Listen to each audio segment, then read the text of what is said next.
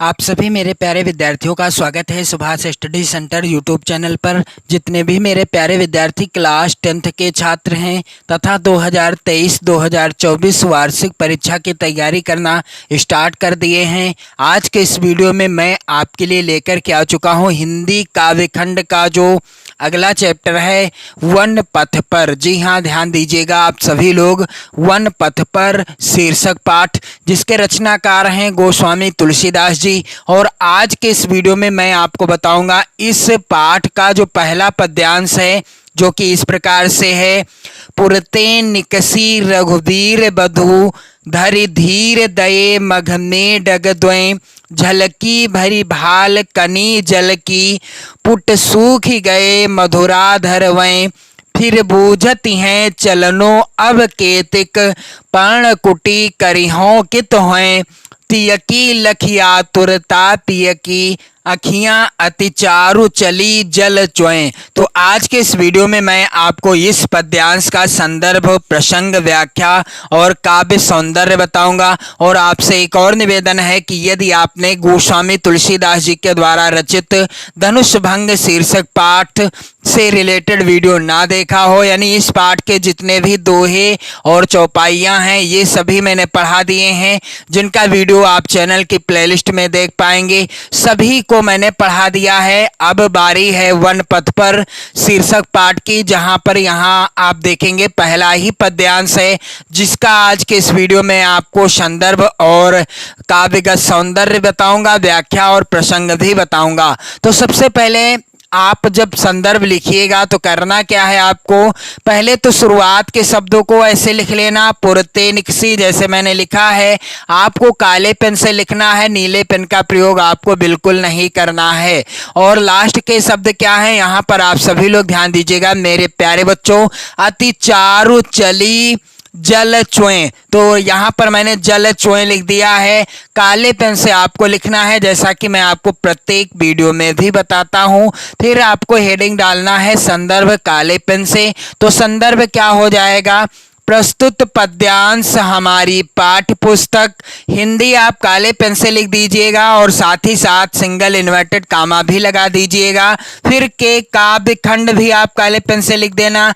में संकलित वन पथ पर, पाठ का नाम भी आपको काले पेन से ही लिखना है। शीर्षक से उद्धृत है, जिसके रचयिता कौन है, गोस्वामी तुलसीदास जी हैं। तो मेरे प्यारे बच्चों, कोई भी पद्यांश इस पाठ का आता है आपकी बोर्ड परीक्षा में, या किसी भी पद्यांश का आप यानी वन पथ पर शीर्षक पाठ का कोई भी पद्यांश हो, आप संदर्भ सेम इसी तरह से लिख सकते हो। क्या कि प्रस्तुत पद्यांश हमारी पाठ्य पुस्तक हिंदी के काव्यखंड में संकलित वन पथ पर शीर्षक से उद्धृत है, जिसके रचयिता कौन है, गोस्वामी तुलसीदास जी हैं। अब बारी आती है प्रसंग की। तो प्रसंग क्या हो जाएगा, इस तरीके से काले पेन से हेडिंग डाल देना आप सभी लोग।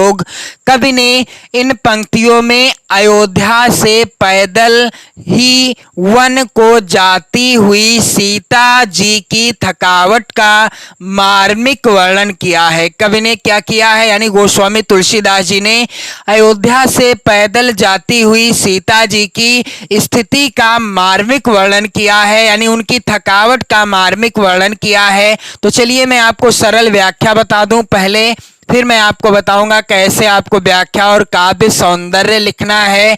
तो पुरते निकसी रघुवीर वधु धरि धीर दये मग में डग द्वें। तुलसीदास जी कहते हैं कि राम की प्रिया अर्थात जानकी जी ने जैसे ही अयोध्या से बाहर निकलकर बड़े धैर्य के साथ मार्ग में 2 कदम रखे, अर्थात वह थोड़ी दूर तक ही चली, तो क्या हुआ कि पुरते निकसी रघुवीर वधु धरि धीर दये मग में डग द्वें, अर्थात भगवान श्री रामचंद्र जी की पत्नी सीता जी जैसे ही अयोध्या से थोड़ी ही दूर पैदल चली थी कि क्या हुआ, बड़े धैर्य के साथ जैसे ही 2 कदम बढ़ाए थे, वैसे ही क्या हुआ कि झलकी भरी भाल कनी जल की पुट सूख गए मधुराधर वैं, गोस्वामी तुलसीदास जी कहते हैं कि वैसे ही उनके पूरे माथे पर पसीने की बूंदें झलक आई, झलकी भरी भाल कनी जल की, अर्थात उनके माथे पर किसकी बूंदें? पसीने की बूंदें झलक आई। पुट सूख गए मधुराधर वै, और उनके कोमल होठ क्या हो गए? मधुराधर वै, अर्थात वह जो है सूख गए। जैसे ही गोस्वामी तुलसीदास जी कहते हैं कि जैसे ही श्री रामचंद्र जी की प्रिया अर्थात सीता जी ने बड़े धीरज के साथ बड़ा धैर्य धारण करके अयोध्या से 2 कदम ही बढ़ाए थे, यानी थोड़ी दूर ही चली थी, वैसे ही क्या हुआ कि झलकी भरी भाल कनी जल की, पुट सूख गए मधुराधर वै, अर्थात उनके जो है माथे पर पसीने की बूंदें झलक आई, चमकने लगी, और उनके मधुर ओठ भी क्या हो गए? वो भी सूख गए। फिर बूझती हैं चलनो अब केतिक, पर्णकुटी करिहो कित होए। गोस्वामी तुलसीदास जी कहते हैं कि तब वह भगवान श्री रामचंद्र जी से पूछने लगी क्या कि हमें अभी कितना और चलना है। फिर बूझती है चलनो अब केतिक, भगवान श्री राम जी से सीता जी पूछती हैं कि हे प्रभु, अब हमें अभी कितनी दूर और चलना है? पर्णकुटी करिहो कित होए, अर्थात अब हमें कितनी दूर चलना है और आप झोपड़ी कहाँ बनाएंगे, अर्थात आप पर्णकुटी यानी निवास स्थान कहाँ बनाएंगे? तियकी लखिया तुरता पियकी, अखियां अति चारु चली जल चुए। गोस्वामी तुलसीदास जी कहते हैं कि पत्नी सीता जी की ऐसी अधीरता देखकर तियकी लखी आतुरता पियकी, अखियां अति चारु चली जल चुए, अर्थात सीता जी की ऐसी आतुरता को देख करके प्रियतम राम की अत्यंत सुंदर आंखों में क्या हो गया? आंसू भर आए, और उनमें से अश्रु यानी आंसू जब भर आए तो वह प्रवाहित होने लगे। गोस्वामी तुलसीदास जी ने यहाँ पर सीता जी की थकावट का बड़ा ही मार्मिक चित्रण किया है, वर्णन किया है। तो चलिए मैं आपको बता दूं कि आपको व्याख्या लिखना कैसे है। तो पुरते निकसी रघुबीर बधु, धरि धीर दये मग में डग द्वय। तो मेरे प्यारे बच्चों, इस तरीके से आपको काले पेन से हेडिंग डाल देना। व्याख्या क्या हो जाएगी? व्याख्या कि गोस्वामी तुलसीदास जी कहते हैं कि राम की प्रिया जानकी ने जैसे ही अयोध्या से बाहर निकलकर बड़े धैर्य के साथ मार्ग में 2 कदम रखे, अर्थात वह थोड़ी दूर तक क्या हुई? चली, थोड़ी दूर तक ही चली।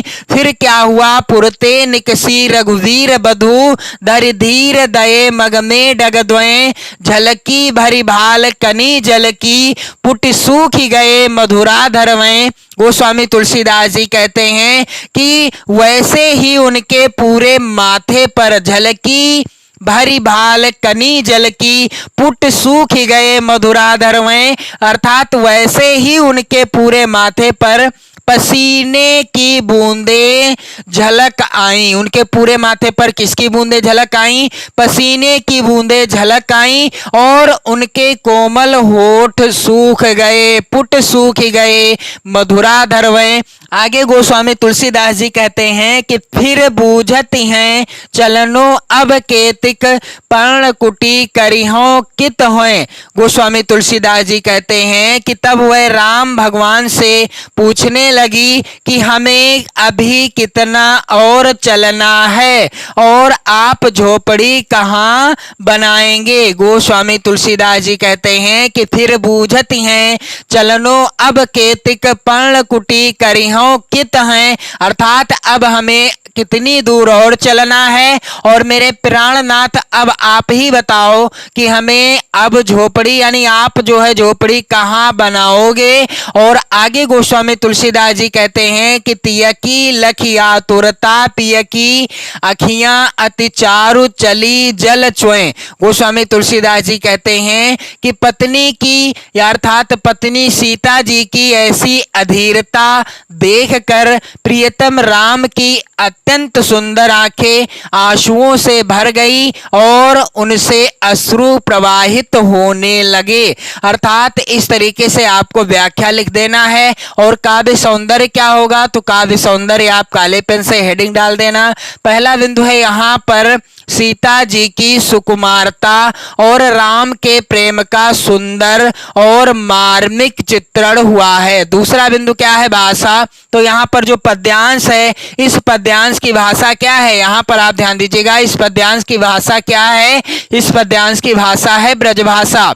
और अगला बिंदु है यहां पर रस। तो यहां पर रस कौन सा है, श्रृंगार रस है। और यहां पर छंद कौन सा है, सवैया छंद है। अलंकार यहां पर अनुप्रास अलंकार है। और गुण यहां पर प्रसाद गुण है। तो मेरे प्यारे बच्चों, आप सभी लोग वीडियो को जरूर शेयर कर दें। 2023-2024 बोर्ड परीक्षा की बेहतर तैयारी करने के लिए और साथ ही साथ अपनी नोट्स बनाने के लिए आप चैनल को जरूर सब्सक्राइब कर लें और चैनल के साथ जुड़कर 2023-2024 बोर्ड परीक्षा की बेहतर तैयारी करना स्टार्ट कर दीजिए। मेरे प्यारे बच्चों, अगले वीडियो में मैं आपके लिए लेकर के आऊंगा इसी पाठ का जो अगला पद्यांश है, जल को गए लखन है लरिका परिखो पिय छाह घरी कहुए ठाढ़े। इस पद्यांश का संदर्भ, प्रसंग, व्याख्या और काव्य सौंदर्य बताऊंगा। और मैं आपसे 100% की गारंटी लेता हूं कि यदि आप वीडियो कंप्लीट देखते हैं तो आपको व्याख्या रटना नहीं पड़ेगा।